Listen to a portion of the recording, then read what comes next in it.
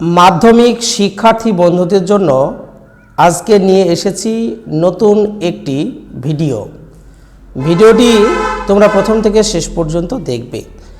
আজকের আলোচনার মূল বিষয় হচ্ছে শঙ্খ ঘোষ রচিত বা বিরচিত আয় আরো বেঁধে বেঁধে থাকি যে কবিতাটি আছে, এই কবিতাটি আমি তোমাদের অর্থসহ জলের মতো সহজ করে বুঝিয়ে দেব এবং সাথে এই কবিতা থেকে মাধ্যমিকে কি কি ধরনের প্রশ্ন আসতে পারে বা বিগত বছরে কি কি প্রশ্ন এসেছিল তার নমুনা কপিটিও তোমাদের হাতে তুলে দেব। তাই ভিডিওটি তোমাদের প্রথম থেকে শেষ পর্যন্ত দেখতেই হবে, কেউ মিস করো না। তো দেখো, আজকে আলোচনা করব আয় আরো বেঁধে বেঁধে থাকি কবিতা, একটি জনপ্রিয় কবিতা বলতে পারি। কবিতা পড়ার আগে আমরা দুই এক কথা কবি সম্পর্কে জেনে নেব। কবি শঙ্খ ঘোষ, এর আসল নাম ছিল চিত্তপ্রিয় ঘোষ। জন্ম 1932, মৃত্যু 2021। করোনায় আক্রান্ত হয়ে তিনি পরলোক গমন করেছেন। তাহলে জন্ম কত? 1932, মৃত্যু 2021, 21 এপ্রিল। এই কবিতাটি দেখো আমাদের যেখান থেকে নেওয়া হয়েছে, এবার সেটা জানব। এটা নেওয়া হয়েছে জলই পাষাণ হয়ে আছে কাব্যগ্রন্থ থেকে। এটা একটা অসাধারণ কাব্যগ্রন্থ, মনে রাখবে পরীক্ষায় কিন্তু এটা আসে যে আয় আরো বেঁধে বেঁধে থাকি কবিতাটি কোথা থেকে নেওয়া হয়েছে, তখন কি বলবে? জলই পাষাণ হয়ে আছে।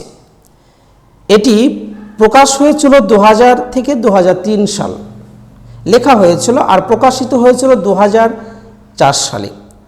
31 সংখ্যক কবিতা হলো আমাদের আলোচ্য কবিতা আয় আরো বেঁধে বেঁধে থাকি। এবার দেখো আমরা জানব যে কবিতায় কটি চরণ আছে। লাইন 24টি চরণ আছে, 2টি স্তবক এবং সর্বনাম আছে এখানে 13 বার, পদ শব্দ আছে 2 বার। এইগুলো আসে না, তবে টেস্ট পরীক্ষায় মাঝে মাঝে এই ধরনের প্রশ্ন কিন্তু দিয়ে থাকি, তাই আমরা এগুলো জেনে নেব। সর্বনাম শব্দ দেখবে আমরা এইভাবে এরকম 13 বার আছে, পদ আছে 2 বার আর 24টি লাইন 2টি স্ট্যাঞ্জায় বিভক্ত। আয় আরো বেঁধে বেঁধে থাকি এই কবিতায় এই শব্দটি আছে 2 বার। জলই পাষাণ হয়েছে কাব্যগ্রন্থটি, মনে রাখবে উৎসর্গ করা হয়েছিল অরিজিৎ ও রেনাকে। এবার জেনে নেব কবিতার পটভূমি। এটি একটি যুদ্ধ বিরোধী কবিতা। কবি দেখছেন সারা বিশ্বের প্রান্তে যুদ্ধ শুরু হয়েছে, কিছু স্বার্থপর লোভী মানুষ যুদ্ধে মত্ত হয়ে আছেন, তারা আনন্দ ফুর্তি করছেন, সাধারণ মানুষকে দমিয়ে রাখবার চেষ্টা করছেন, তাদেরকে মারছেন। ফলে তারা আজ বাস্তুহারা, তারা পথহারা, যাবে কোথায়? কবি তাই বলেছেন, আমরা যে কজন বেঁচে আছি চলো একত্রিত হয়ে জোটবদ্ধ হয়ে আমরা লড়াই করি, আমরা কারোর কাছে মাথা নত করব না। দেখো, চলার পথে বাধা আসবেই। কবিতার মূল সুর দেখো, জীবনে চলার পথে হাজারো প্রতিবন্ধকতা, হাজারো বাধা আমাদের সামনে উপস্থিত। তাই বলে কবি বলছেন তার কাছে মাথা নত করলে হবে না। কি করতে হবে? আমাদের সকলকে, শুভবুদ্ধি সম্পূর্ণ মানুষ যারা আছেন তারা সকলে একত্রিত হয়ে ঐক্যবদ্ধ হয়ে তাদের বিরুদ্ধে লড়াই করতে হবে, মোকাবেলা করতে হবে। এটাই হলো কবিতার মূল সুর। যুদ্ধের ফলে সমাজে যে একটা সংকটময় পরিবেশ, একটা খারাপ পরিবেশ তৈরি হয়, সেই পরিবেশ সম্পর্কে সচেতন কবি আমাদেরকে সেটা জানিয়েছেন এবং তার হাত থেকে কিভাবে মুক্তি পেতে হবে সেটাও আমাদের সামনে উপস্থাপন করেছেন। তো চলো আর কথা না বাড়িয়ে আমরা মূল আলোচনায় চলে যাব। আমাদের ডান পাশে ধস, ধস শব্দের অর্থ দেখো, হঠাৎ কোনো মাটি বা বরফ কিংবা পাথর ইত্যাদি যখন হঠাৎ করে জায়গাটায় বসে যায়, যখন খসে পড়ে, তখন সেটাকে আমরা কি বলি? ধস বলি। আমাদের ডান পাশে ধস, আমাদের বাঁয়ে গিরিখাত। গিরিখাত দেখবে গভীর ও সংকীর্ণ উপত্যকা, তাকে আমরা কি বলি? গিরিখাত বলি। আমাদের মাথায় বোমারু। বোমারু শব্দের অর্থ যুদ্ধ বিমান। দেখবে যুদ্ধ চলছে, তো সেই সমস্ত লোভী যারা শাসক রাজা আছেন, তাদের সেনা সামন্ত যারা আছেন, তারা সাধারণ মানুষের উপর কী করছেন? উপর থেকে সেই বোম সেটা নিক্ষেপ করছেন। কার সাহায্যে? এই তোমার এই যুদ্ধ যে জাহাজ, যেটা বলছে বিমান, বোমারু। বোমারু শব্দের অর্থ যে বিমান থেকে বোমা নিক্ষেপ করা হয়, সেটাকে আমরা বোমারু বলছি বা যুদ্ধ বিমান বলছি। সেখান থেকে কি করছে? তারা বোমটা ছুঁড়ে ছুঁড়ে নিচের দিকে ফেলছে। ফলে সাধারণ মানুষের যে অবস্থা, যে একটা সংকটময় যে একটা পরিস্থিতি তৈরি হয়েছিল, সেইটা দেখো, সেইটাকে আমাদের এখানে বোঝাচ্ছে। পায়ে পায়ে হিমানির বাঁধ। হিম শব্দের অর্থ তুষার বা বরফ। হিম শব্দের অর্থ কি? হিম শব্দের অর্থ তুষার বা বরফ। তো দেখবে কবিতায় এখানে অনিবার্যতা হিসাবে ব্যবহার করা হয়েছে। দেখবে হিমানির বাঁধ, এই বাঁধটা কখনো সাধারণ মানুষ সেটাকে ভেদ করে যেতে পারবে না। অর্থাৎ কঠিন একটা পরিস্থিতি, সংকটময় একটা পরিস্থিতি, সেই পরিস্থিতিকে বোঝানোর জন্য তিনি এই উপমাটা কী করেছেন? ব্যবহার করেছেন। আমাদের পথ নেই কোনো, আমাদের ঘর গেছে উড়ে। আমাদের পথ নেই, আমাদের বলতে কি? সাধারণ মানুষ যারা অসহায়, যুদ্ধে ক্ষতিগ্রস্ত, অসহায় সেই সমস্ত মানুষ যাদের বাড়িঘর নেই, বাস্তুহারা, ভিটে ছাড়া, সেই সমস্ত মানুষদের কোনো পথ নেই। অর্থাৎ চারিপার্শ্বে কি? একটা কঠিন পরিস্থিতি। ওই যে ডান পাশে ধস, বামে গিরিখাত, মাথায় হচ্ছে বোমারু, পায়ে পায়ে হিমানির বাঁধ, মানে চারিপাশে আমাদের বিপদ চারিপাশে এসে উপস্থিত। কোনো জায়গা দিয়ে আমাদের পালানোর পথ নেই, মুক্তির পথ নেই। সে অত্যাচারী শাসকের হাত থেকে মুক্তির আমাদের পথ নেই।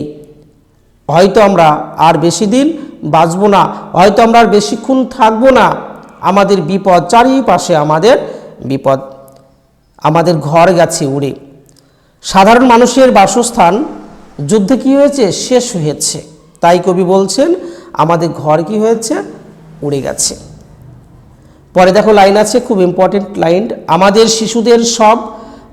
শিশুদের সব, সব মানে মৃতদেহ, তালেবা সব, আর দন্তসব সব, এটার একটা অর্থ আছে সব মানে সকল, আর এখানে তালেবা সব মানে মৃতদেহ। আমাদের শিশুদের সব ছড়ানো রয়েছে কাছে দূরে। এখানে কিন্তু প্রশ্ন হয়, আমাদের ছড়ানো রয়েছে কাছে দূরে, প্রশ্ন হবে কি ছড়ানো রয়েছে? শিশুদের, আমাদের যে শিশু যারা ছিল, যারা যুদ্ধে বিধ্বস্ত হয়েছেন, যারা যুদ্ধে ক্ষতিগ্রস্ত হয়েছেন, যারা যুদ্ধে বলি হয়েছেন, সেই সমস্ত শিশুরা আজ যারা মৃত্যুবরণ করেছেন, সেই সমস্ত শিশুদের মানে লাশগুলো চারিপাশে পারিপার্শ্বিক সব ছড়ানো ছেটানো অবস্থায় রয়েছে। কঠিন পরিস্থিতি একটা। আমরাও তবে এইভাবে এই মুহূর্তে মরে যাব নাকি? দেখো, আমরাও তবে এইভাবে বলতে ওই যে শিশুরা যেভাবে পারিপার্শ্বিক যে অবস্থায় মরে পড়ে আছে, আমরাও কি তাহলে সেই শিশুদের মতো কি মরে পড়ে থাকব? কবি কিন্তু সংশয় প্রকাশ করছেন, এই মুহূর্তে মরে যাব নাকি। দেখো, এই মুহূর্ত বলতে একটা সময়কে বোঝাচ্ছে। এক মুহূর্ত সমান 48 মিনিট। এক মুহূর্ত সমান কত বললাম? এক মুহূর্ত সমান 48 মিনিট। তিনি বলছেন এই মুহূর্তে মরে যাব নাকি? তাহলে কি আমরা কি আর বাঁচতে পারবো না? যেভাবে যুদ্ধলীলা চলছে চারিদিকে, যেভাবে সাধারণ মানুষকে কি করছে? পিষে পিষে কি মারছে, পারিপার্শ্বিক সাধারণ মানুষ কি অসহায়, যারা মানে পালানোর কি পথ পাচ্ছেন না, তাদের অবস্থা খুব শোচনীয়। কবিতায় সংশয় প্রকাশ করছেন যে শিশুদের মতো কি আমরাও তাহলে মারা যাব? আমরাও তাহলে মরে যাব? আমরা তাহলে কি আর বাঁচতে পারবো না? আমাদের পথ নেই। আর আমাদের পথ নেই কেন? কারণ সব দিকেই আমাদের সমস্যা, যেদিকে যাব সেদিকেই বিপদ, পার্শ্বে বিপদ আমাদের ঘিরে ধরে আছে। আমাদের পথ নেই। আর সেই জন্য আমাদের করণীয় কি? কবি বলছেন শুভবুদ্ধি সম্পূর্ণ মানুষ যারা আছেন, দেখো, আমরা যদি একত্রিত না হই, আমরা যদি জোটবদ্ধ না হয়ে সেই সমস্ত অত্যাচারী শাসকের বিরুদ্ধে লড়াই না করি, তাহলে হয়তো কি আমরা আর বাঁচতে পারবো না, শিশুদের মতো অবস্থা হবে, লাশগুলো চারিদিকে পড়ে থাকবে। তাই কবি বলছেন এই মুহূর্তে আমাদের সবচেয়ে যেটা সবার আগে যেটা করতে হবে সেটা হলো কি, সকলকে বেঁধে বেঁধে থাকতে হবে, সকলের সহযোগিতা চাই, সকলে একত্রিত হয়ে আমাদের সামনের দিকে এগিয়ে যেতে হবে। কারণ সমাজে চলার পথে আমাদের একটা খারাপ পরিস্থিতি আসবে, সংকটময় পূর্ণ একটা অবস্থা সৃষ্টি হবে, প্রতিবন্ধকতা বাধা সৃষ্টি হবে। তবে বাধাকে দেখে আমাদের আটকে গেলে হবে না, সে বাধার হাত থেকে কিভাবে মুক্তি পেতে হবে কবি সেটাও বলছেন। আমরা একত্রিত হয়ে, অর্থাৎ আরও আমরা বেঁধে বেঁধে থাকি, অর্থাৎ আমরা একসঙ্গে যৌথভাবে কি করি, আমরা লড়াই করে থাকি। আমাদের ইতিহাস নেই কেন? কারণ সাধারণ মানুষের ইতিহাস থাকতে পারে না। যারা রাজা রয়েছেন তাদের জিনিসটাই সবার আগে প্রজ্বলিত হয়ে ওঠে। সাধারণ মানুষের ইতিহাসটা সবসময় উপেক্ষিত, অবহেলিত, সব দিক থেকে বঞ্চিত। তাই আমরা সাধারণ মানুষ, আমাদেরকে গুরুত্ব দেওয়া হয় না, রাজারাই সবসময় ইতিহাসে স্থান পায়, জায়গা পায়। আমরা সাধারণ মানুষ হওয়ায় আমাদের কিন্তু ইতিহাস থাকে না, অথবা এমনই ইতিহাস আমাদের চোখ মুখ ঢাকা। এই চোখ মুখ ঢাকা মানে অত্যাচার শাসক যারা রয়েছেন এমনভাবে সাধারণ মানুষকে দমিয়ে রাখবেন, দেখবে তারা নীরবে থাকে, তারা প্রতিবাদ করার ক্ষমতাটুকু পায় না। অর্থাৎ রাজারা যেটা বলে, অত্যাচারী শাসক যারা যেগুলো বলে, সেইগুলো আমরা অন্ধভাবে যেগুলিকে অনুসরণ করে থাকি, আমরা অন্ধভাবে যেগুলিকে মেনে নিয়ে থাকি বা আমরা মান্যতা দিই। রাজাদের কথাই কি সর্বসর্বা, ওদের কথা নড়চড় হয় না, নড়চড় করতে গেলে কি তারা অত্যাচার করে, সেই জন্য আমরা নীরবে সমস্ত কিছুই রাজাদের সব কিছু শুনতে থাকি। অর্থাৎ আমাদের চোখ মুখ ঢাকা, অন্ধ, আমরা বোবা, আমরা নীরব হয়ে কি থাকি। আমরা ভিখারি 12 মাস। ভালো প্রশ্ন, এটা পরীক্ষা আসে। আমরা ভিখারি 12 মাস। ভিখারি শব্দের অর্থ কি? ভিক্ষা বৃত্তি যার, তাকে আমরা ভিখারি বলে থাকি। আমরা ভিখারি 12 মাস। পৃথিবী হয়তো বেঁচে আছে, পৃথিবী হয়তো গেছে মরে, আমাদের কথা কে বা জানে। আমরা ফিরেছি দৌড়ে দৌড়ে, কিছুই কোথাও যদি নেই তবু তো কজন আছে বাকি। আয় আরও হাতে হাত রেখে, আয় আরও বেঁধে বেঁধে থাকি। আমরা ভিখারি, আমরা বলতে সাধারণ মানুষ। আমরা ভিখারি, পরের দৌড়ে দৌড়ে, অর্থের জন্য, দুমুঠো অন্নের জন্য বিভিন্ন দাঁড়ে দাঁড়িয়ে কী করতে হয়, আমাদের ভ্রমণ করতে হয়, ঘুরতে হয়। জীবনে খাদ্য সংগ্রহের জন্য, জীবনে বেঁচে থাকার যে অপরিহার্য যে উপাদান, সেটা সংগ্রহের জন্য আমাদেরকে বিভিন্ন দ্বার প্রান্তে, বিভিন্ন দৌড়ে দৌড়ে কি ভ্রমণ করতে হয়। তাই আমরা সাধারণ মানুষ এবং সাথে ভিখারি, কারণ সকলে দৌড়ে দৌড়ে আমাদেরকে প্রতিনিয়ত কি যেতে হয়। পৃথিবী হয়তো বেঁচে আছে, পৃথিবী যখন সম্ভাবনাময়, হয়তো কি দেখো বলছে নিজের সম্ভাবনাময়কে তিনি টিকিয়ে রাখছেন। আমরাও কি তাহলে? পৃথিবী হয়তো বেঁচে আছে, পৃথিবী হয়তো গেছে মরে, তাই না? দেখো পৃথিবী হয়তো কি আছে, বেঁচে আছে, বা পৃথিবী হয়তো কি মরে গেছে। তাই আমাদের কথা কে বা জানে? আমরা সাধারণ মানুষ, আমরা শ্রমজীবী মানুষ, খেটে খাওয়া মানুষ, অসহায় মানুষ, আমাদের কথা কেউ জানে না। আমাদের ইতিহাস সম্পূর্ণ উপেক্ষিত থাকে, আমাদের ইতিহাস সবসময় বঞ্চিত থাকে, আমাদের ইতিহাস সবসময় লুকিয়ে থাকে। রাজাদের ইতিহাস কি প্রজ্বলিত হয়ে ওঠে, আমাদের কথা সেই জন্য কেউ জানে না। তাই আমরা কি করেছি? আমরা ফিরেছি দৌড়ে দৌড়ে, দরজায় দরজায় আমরা ঘুরে বেরিয়েছি।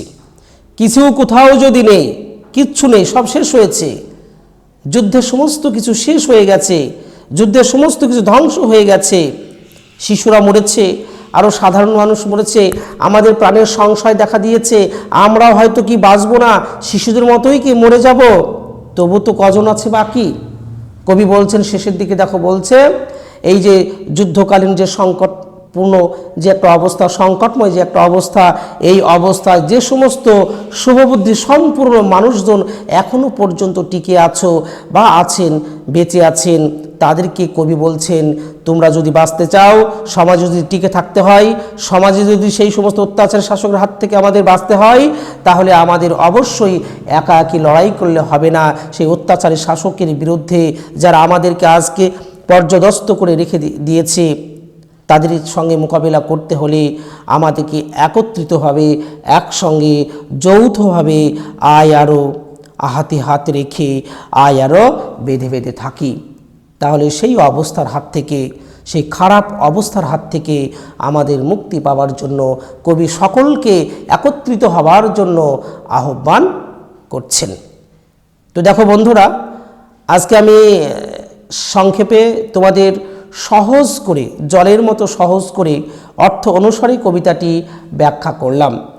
আমরা পরের ভিডিওতে নিয়ে আসব এই কবিতা থেকে কি ধরনের প্রশ্ন বিগত মাধ্যমিকে এসেছিল এবং তোমাদের সামনে যে ইউনিট টেস্ট ফার্স্ট পর্যায়ক্রমিক মূল্যায়ন, সেই মূল্যায়নে কি ধরনের প্রশ্ন আসতে পারে, তার সঙ্গে টেস্ট পরীক্ষা, তোমার টেস্ট পরীক্ষায় এখান থেকে কি ধরনের প্রশ্ন আসতে পারে, তাই নিয়ে আবার পরবর্তী ভিডিওতে আসছি।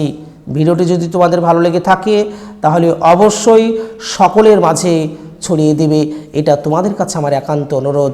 ভিডিওটি দেখার জন্য সকলকে ধন্যবাদ।